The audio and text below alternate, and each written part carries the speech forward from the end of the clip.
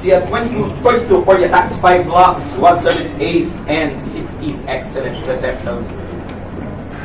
Good beating dahil nakabalik ka second round and then tinulungan mo pa yung Bulldogs na makumpleto yung 4 feet. Ano yung feeling mo right now? Ano yung nasa loob mo? Sobrang masaya. Siyempre, yun naman talaga yung unang goal ko bago makabalik is makatulong sa team. And siguro naman nagawa naman yung part ko kasi siyempre nakuha namin yung goal ng team which is yung perfect ko. Yeah. 8 to Nico, yeah, 31 attacks, 3 blocks, 6 digs, and 17 excellent receptions. So, you're graduating as a winner. What can you say? Siyempre, sobrang saya kasi bago kami umexit ni OWA, maganda yung pinakita na, maganda yung iwan namin sa NU, and siyempre yung training namin lumabas naman, and sobrang saya, wala akong sabi, basta yun, sobrang saya namin.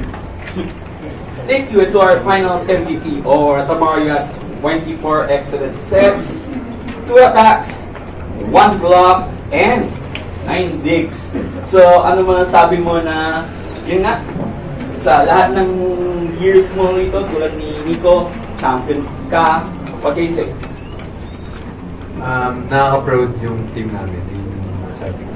And yung last na nag-meeting kami sa team share ko sinabi ko sa kanila na pag nag-champion tayo ngayon, magtutuloy-tuloy yan. Kasi madadala niyo yung pride and yung momentum ng pagiging champion. Kaya natutuwa ako and na-excite ako para sa next na year. Ladies and gentlemen, let's give it up again for your finals MVP, Alyssa Salomon! Proud ako sa team ko kasi nagkaroon po kami ng mga talo this season and maraming mga taong hindi naniwala sa amin from that loss, lalo na yung una naming talo which is sa UST. Marami talagang nag-doubt sa amin na hindi na namin kaya naiyak! Na hindi na namin kaya mag-finals, ganyan. Pero nakita ko sa team ko na parang hindi kaya mag-finals? And yun pa rin kami, kaya namin. Para gano'n na talagang kahit natalo kami, maraming taong nag-doubt, talagang buo pa rin kami na sama-sama kaming lumaban. Yun din yung sinabi ko kanina sa team ko, kailangan lang namin maglaro as one.